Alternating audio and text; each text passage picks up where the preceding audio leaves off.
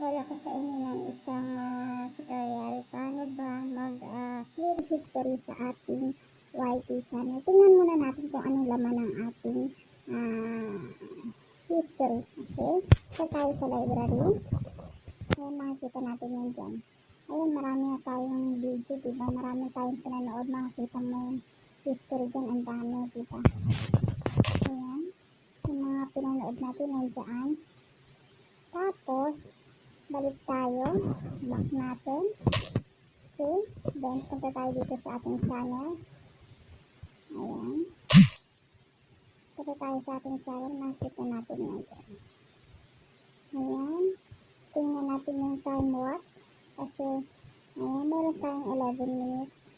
Yung kanina kasi nag-clear history ako. Ngayon, nag-start ako mag-play ng video. Naka 11 minutes na ako. Ngayon, balik natin, back natin. Ayan, tinignan natin kung may laman ba o wala. Ngayon, mag-clear history na tayo. Ayan, click natin yung channel. Then, punta tayo dito sa settings. Then, makikita nyo yung history and privacy.